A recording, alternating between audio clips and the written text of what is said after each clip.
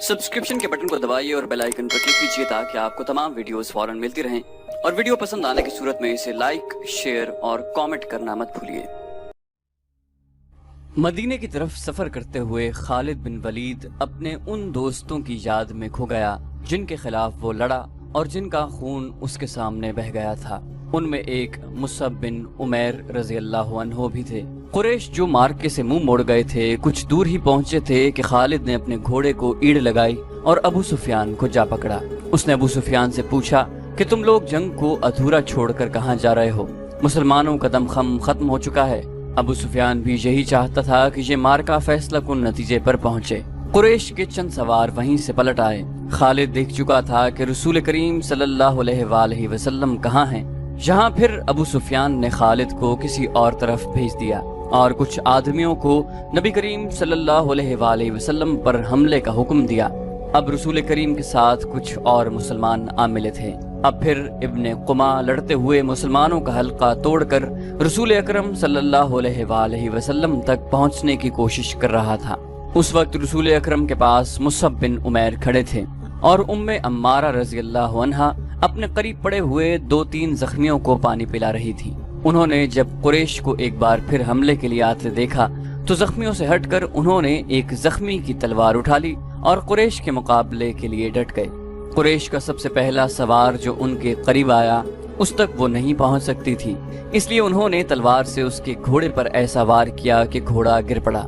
सवार घोड़े की दूसरी तरफ गिरा। उम्मे अम्मारा रज़ी अल्लाह अन्हा ने घोड़े के ऊपर से कूदकर कुरैश के उस आदमी पर वार किया और उसे जख्मी कर दिया। वो उठा और भाग खड़ा हुआ। मुसअब बिन उमैर का कदबुत और शक्ल सूरत भी रसूल करीम सल्लल्लाहु अलैहि वसल्लम के साथ नुमाया मुशाबहत रखती थी। इब्ने कुमा मुसअब को रसूल खुदा समझकर उन पर हमलावर हुआ। मुसअब तैयार थे। उन्होंने इब्ने कुमा का मुकाबला किया। फिर दोनों में तेगजनी हुई, लेकिन इब्ने कुमा का एक वार मुसअब रज़ी अल्लाह अन्हु पर ऐसा भरपूर पड़ा कि वो गिरे और शहीद हो गए। मुसअब बिन उमैर बहुत लाडों में पले नौजवान थे, लेकिन तदफीन के वक्त उनका कफन भी अधूरा था। उम्मे अम्मारा रज़ी अल्लाह अन्हा ने मुसअब को गिरते देखा। खैस गज़ब से इब्ने कुमा पर तलवार का वार किया, लेकिन इब्ने कुमा ने जर्रा पहन रखी थी और वार करने वाली एक औरत थी, इसलिए इब्ने कुमा को कोई जख्म न आया।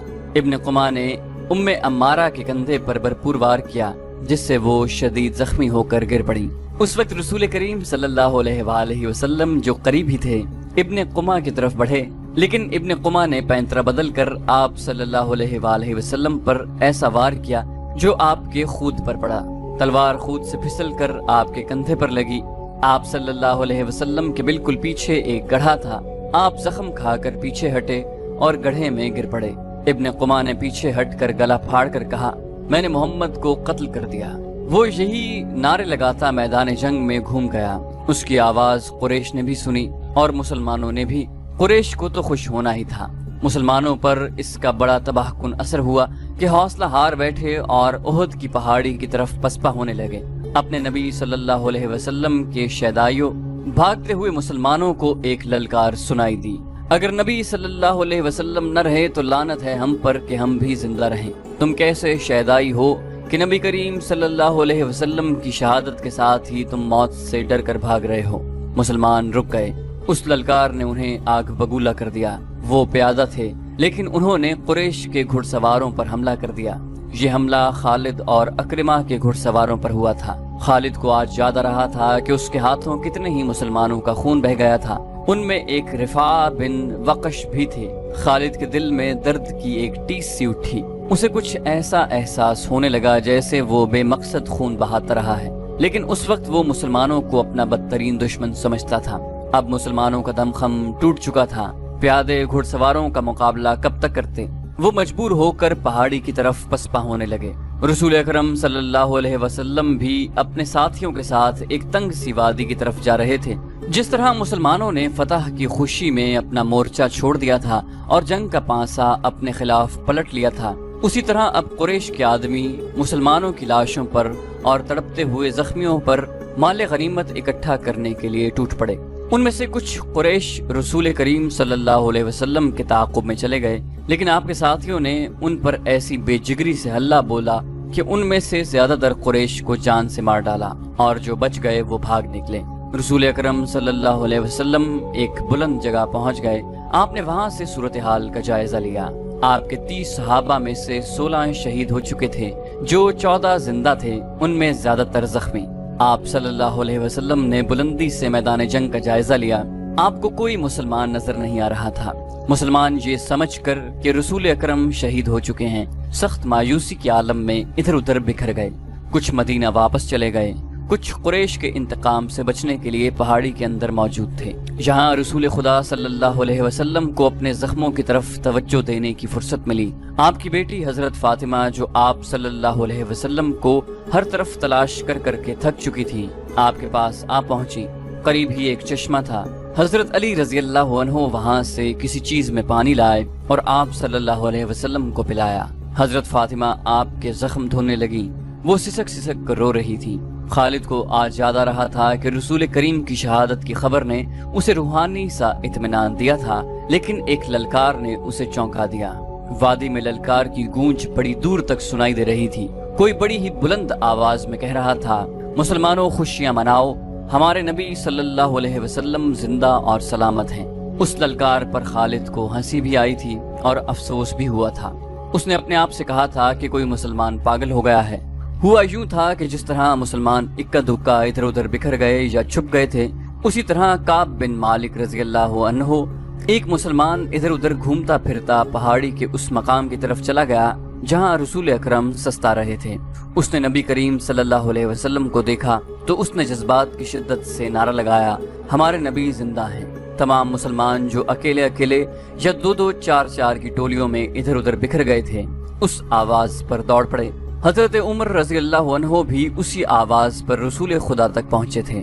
اس سے پہلے ابو سفیان میدان جنگ میں پڑی ہوئی ہر ایک لاش کو دیکھتا پھر رہا تھا۔ وہ رسول کریم صلی اللہ علیہ وسلم کا جسد مبارک تلاش کر رہا تھا۔ اسے قریش کا جو بھی آدمی ملتا اس سے پوچھتا، تم نے محمد کی لاش نہیں دیکھی؟ اسی تلاش میں خالد اس کے سامنے آ گیا۔ خالد، ابو سفیان نے پوچھا، تم نے محمد کی لاش نہیں دیکھی؟ خالد نے جواب دیا نہیں، اور ابو سفیان کی طرف ذرا سا جھک کر پوچھا، کیا تمہیں یقین ہے کہ محمد قتل ہو چکا ہے؟ ہاں، ابو سفیان نے جواب دیا، وہ ہم سے بچ کر کہاں جا سکتا ہے؟ تمہیں شک ہے؟ خالد نے جواب دیا، ہاں ابو سفیان، میں اس وقت تک شک میں رہتا ہوں جب تک کہ اپنی آنکھوں سے نہ دیکھ لوں۔ محمد اتنی آسانی سے قتل ہو جانے والا شخص نہیں ہے۔ معلوم ہوتا ہے تم پر محمد کا طلسم طاری ہے۔ ابو سفیان نے تکبر کے لہجے میں کہا، کیا محمد ہم میں سے نہیں تھا؟ کیا تم اسے نہیں جانتے تھے؟ جو شخص اتنی قتل و غارت کا ذمہ دار ہے، ایک روز اسے بھی قتل ہونا ہے۔ محمد قتل ہو چکا ہے، جاؤ اور دیکھو، اس کی لاش کو پہچانو، ہم اس کا سر کاٹ کر مکہ لے جائیں گے۔ عین اس وقت پہاڑی میں سے کعب رضی اللہ عنہ بن مالک کی للکار گرجی، مسلمانوں خوشیاں مناؤ، ہمارے نبی زندہ سلامت ہیں۔ پھر یہ آواز بجلی کی کڑک کی طرح گرجتی کڑکتی وادی اور میدان میں گھومتی پھرتی رہی۔ سن لیا ابو سفیان؟ خالد نے کہا، اب میں تمہیں بتاتا ہوں کہ محمد کہاں ہے۔ میں اس پر حملہ کرنے جا رہا ہوں، لیکن میں تمہیں یقین نہیں دلا سکتا کہ میں محمد کو قتل کر کے آؤں گا۔ کچھ دیر پہلے خالد نے رسول کریم اور ان کے ساتھیوں کو پہاڑی کے اندر جاتے دیکھا تھا، لیکن وہ بہت دور تھے۔ خالد ہار ماننے والا اور اپنے ارادے کو ادھورا چھوڑنے والا آدمی نہیں تھا۔ اس نے اپنے چند ایک سواروں کو ساتھ لیا اور پہاڑی کے اس مقام کی طرف بڑھنے لگا جدھر اس نے رسول کریم صلی اللہ علیہ وسلم کو جاتے دیکھا تھا۔ مشہور مورخ ابن حشام کی تحریر سے پتہ چلتا ہے کہ رسول اکرم نے جب خالد کو اپنے سواروں کے ساتھ اس گھاٹی پر چڑھتے دیکھا جہاں آپ تھے، تو آپ کے منہ سے بے ساختہ نکلا، خدائے ذوالجلال انہیں اس وقت وہیں کہیں روک لے۔ خالد اپنے سواروں کے ساتھ گھاٹی چڑھتا جا رہا تھا۔ وہ ایک درہ سا تھا جو تنگ ہوتا جا رہا تھا۔ گھوڑوں کو ایک قطار میں ہونا پڑا۔ رسول کریم صلی اللہ علیہ وسلم زخموں سے چور پڑے تھے۔ حضرت عمر رضی اللہ عنہ نے جب خالد اور اس کے سواروں کو اوپر آتے ہوئے دیکھا تو وہ تلوار نکال کر کچھ نیچے اترے۔ ولید کے بیٹے حضرت عمر نے للکارا، اگر لڑائی لڑنا جانتے ہو تو اس درہ کی تنگی کو دیکھ لو، اس چڑھائی کو دیکھ لو، کیا تم اپنے سواروں کے ساتھ ہمارے ہاتھ سے بچ کر نکل جاؤ گے؟ خالد لڑنے کے فن کو خوب سمجھتا تھا۔ اس نے دیکھ لیا تھا کہ یہ جگہ گھوڑوں کو گھما پھرا کر لڑانے کے لیے موزوں نہیں ہے بلکہ خطرناک ہے۔ خالد نے خاموشی سے اپنا گھوڑا گھمایا اور اپنے سواروں کے ساتھ وہاں سے نیچے اتر آیا۔ جنگ احد ختم ہو چکی تھی۔ قریش اس لحاظ سے برتری کا دعویٰ کر سکتے تھے کہ انہوں نے مسلمانوں کو زیادہ نقصان پہنچایا، لیکن یہ جنگ ہار جیت کے بغیر ختم ہو گئی تھی۔ لیکن یہ ہماری شکست تھی۔ خالد کو جیسے اپنی آواز سنائی دی۔ مسلمانوں کی نفری 700 تھی اور ہم 3000 تھے۔ ہمارے پاس 200 گھوڑے تھے۔ ہماری فتح تب ہوتی جب ہم محمد کو قتل کر دیتے۔ خالد نے اپنے آپ میں جھنجھناہٹ محسوس کی۔ اس پر ایسی کیفیت طاری ہو گئی کہ اس کے دانت بجنے لگے۔ اسے جنگ کا آخری منظر یاد آنے لگا۔ اس نے اس بھیانک یاد کو ذہن سے نکالنے کے لیے سر کو جھٹک دیا، لیکن مکھیوں کی طرح یہ یاد اس کے ارد گرد بھن بھناتی رہی۔ اسے اپنے آپ میں شرم سی محسوس ہونے لگی۔ جنگجو یوں نہیں کیا کرتے۔ خالد جب حضرت عمر رضی اللہ عنہ کی للکار پر واپس آ رہا تھا تو اس بلندی سے اس کی نظر میدان جنگ پر پڑی۔ وہاں لاشیں بکھری ہوئی تھیں، شاید ان میں بے ہوش زخمی بھی ہوں گے۔ لاشوں اور زخمیوں کو اٹھانے کے لیے نہ ابھی مسلمان آگے بڑھے تھے نہ اہل قریش۔ خالد کو ابو سفیان کی بیوی ہند نظر آئی۔ وہ ہاتھ میں خنجر لیے ہوئے دوڑے چلے آ رہی تھی۔ اس کے اشارے پر قریش کی وہ عورتیں جو قریش کے لشکر کے ساتھ آئی تھیں اس کے پیچھے پیچھے دوڑی آئیں۔ ہند ہر ایک لاش کو دیکھتی۔ وہ اونچے قد کی اور فربہی مائل جسم کی پہلوان قسم کی عورت تھی۔ وہ ہر ایک لاش کو دیکھتی۔ کوئی لاش اوندھے منہ پڑی ہوئی نظر آتی تو وہ پاؤں کی ٹھوکر سے اس لاش کو سیدھا کر کے دیکھتی۔ اس نے اپنے ساتھ کی عورتوں سے کہا کہ وہ حمزہ رضی اللہ عنہ کی لاش تلاش کریں۔ اسے حمزہ کی لاش مل گئی۔ ہندا بھوکے درندے کی طرح لاش کو چیرنے پھاڑنے لگی۔ اس نے لاش کے کچھ اعضاء کاٹ کر پرے پھینک دیے۔ اس نے دوسری عورتوں کو دیکھا جو اس کے قریب کھڑی تھی۔ کھڑی دیکھ کیا رہی ہو؟ ہند نے ان عورتوں سے یوں کہا جیسے وہ پاگل ہو چکی ہو۔ یہ دیکھو میں نے اپنے باپ، اپنے چچا اور اپنے بیٹے کے قاتل کی لاش کا کیا حال کیا ہے۔ جاؤ مسلمانوں کی ہر ایک لاش کا یہی حال کر دو اور سب کے کان اور ناک کاٹ کر لے آؤ۔ اب وہ عورتیں مسلمانوں کی لاشوں کو چیرنے پھاڑنے کے لیے وہاں سے ہٹ گئیں تو ہند نے خنجر سے حمزہ رضی اللہ عنہ کا پیٹ چاک کر کے اس کے اندر ہاتھ ڈالا۔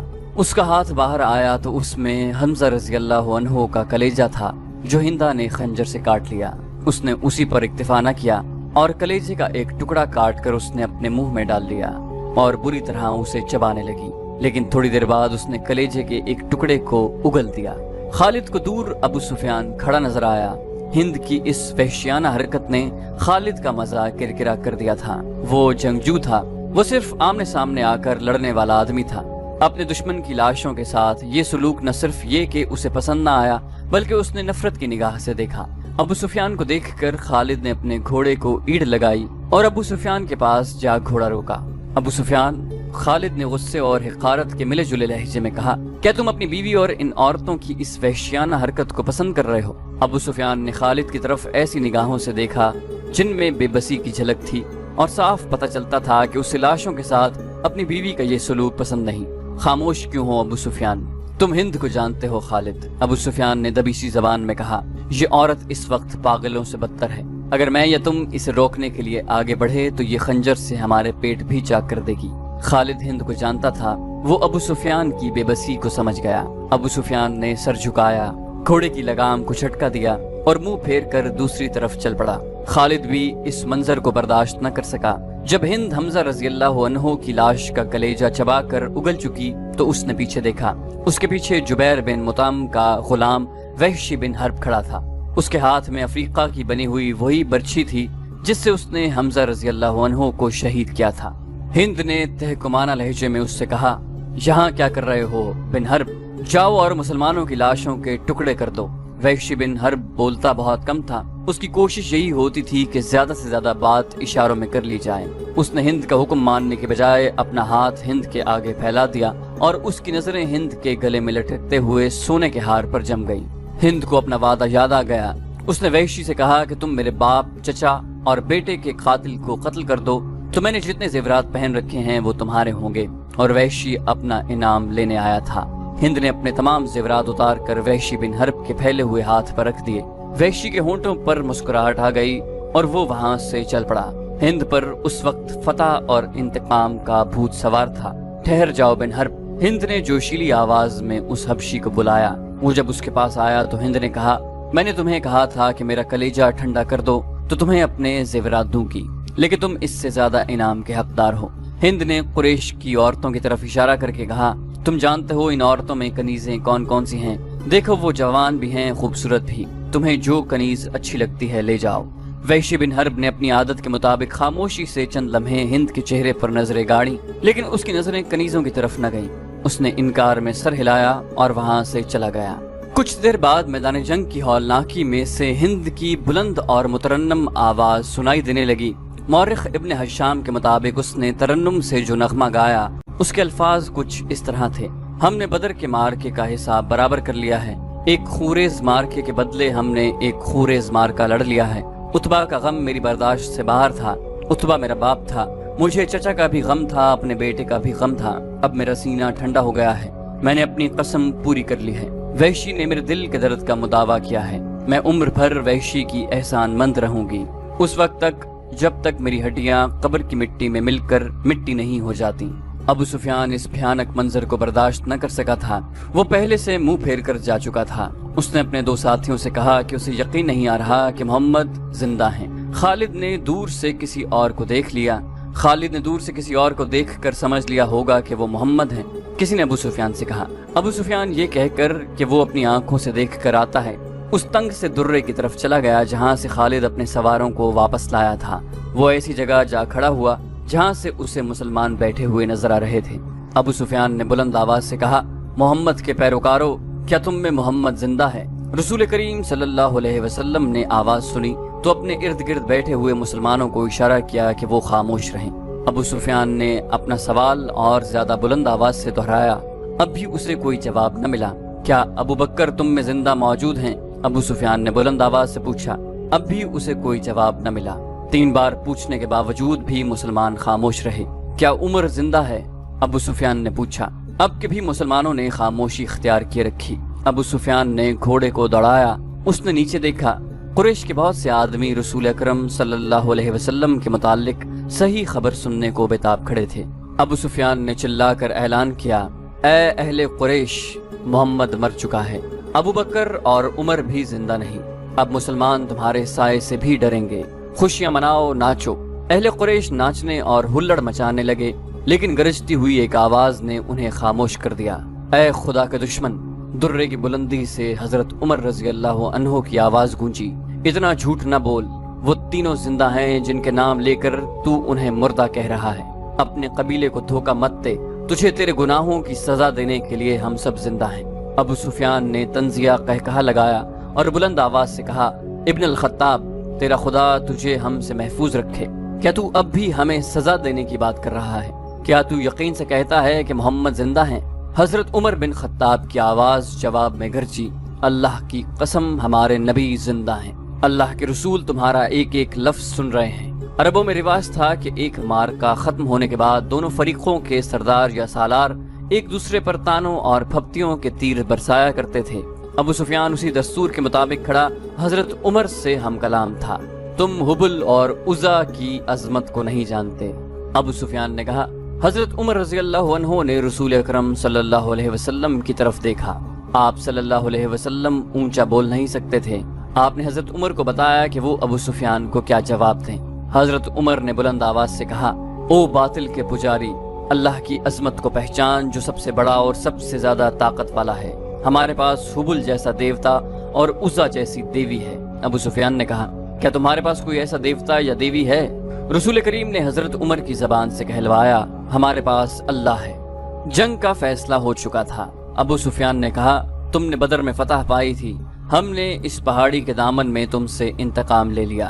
अगले साल हम तुम्हें बदर के मैदान में ही मुकाबले के लिए ललकारेंगे। हजरत उमर ने रसूल अल्लाह सल्लल्लाहु अलैहि वसल्लम के अल्फाज बुलंद आवाज से दोहराए, इंशाअल्लाह अब तुम्हारे साथ हमारी मुलाकात बदर के मैदान में ही होगी। अबू सुफियान ने घोड़े को मोड़ा। 2 कदम ही चला होगा कि उसने घोड़े को रोक दिया। ऐ उमर, अबू बकर और मोहम्मद, अबू सुफियान ने अब के जरा ठहरी हुई आवाज में कहा, तुम जब मैदान से अपनी लाशें उठाओगे तो तुम्हें कुछ ऐसी लाशें भी मिलेंगी जिनके आज़ा कटे हुए होंगे और उन्हें चीरा फाड़ा गया होगा। खुदा की कसम, मैंने किसी को ऐसा करने का हुक्म नहीं दिया और मैंने तुम्हारी लाशों के साथ ये सलूक बिल्कुल भी पसंद नहीं किया। अगर इसका इल्जाम मुझ पर आयद करोगे तो मैं इसे अपनी तौहीन समझूंगा। अबू सुफियान ने घोड़े को मोड़कर घोड़े को ईड़ लगा दी। चलते चलते खालिद के घोड़े ने अपने आप ही रुख बदल लिया।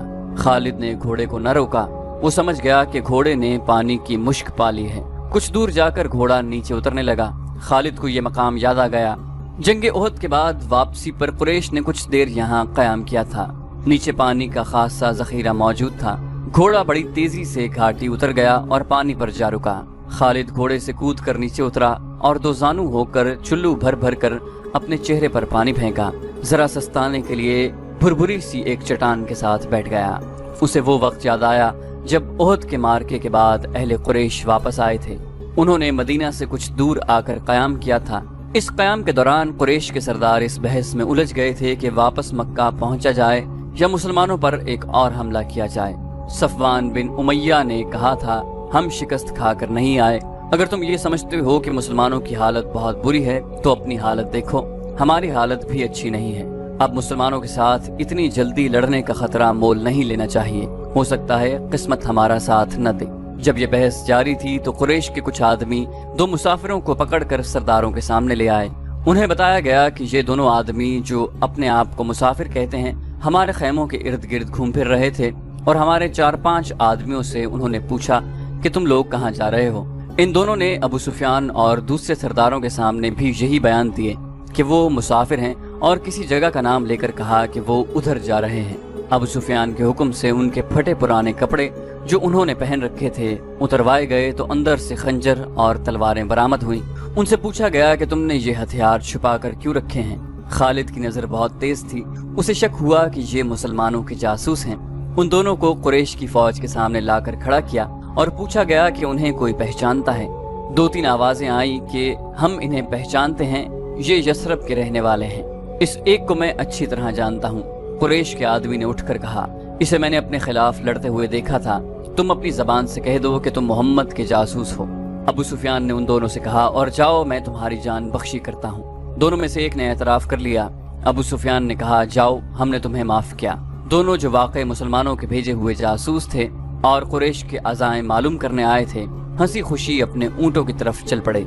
अबू सुफियान के इशारे पर कई एक तीरंदाजों ने कमानों में तीर डाले और पीछे से उन दोनों मुसलमानों पर चला दिए। दोनों कई तीर अपने जिस्मों में लेकर गिर पड़े और फिर उठ न सके। क्या तुम इसका मतलब समझते हो? अबू सुफियान ने अपने करीब खड़े सरदारों से कहा, जासूस भेजने का मतलब यह है कि मुसलमान हारे नहीं। वो अभी या कुछ ही अरसे बाद हम पर हमला करने का इरादा रखते हैं। फौरन मक्का को कूच करो और अगली जंग की तैयारी करो।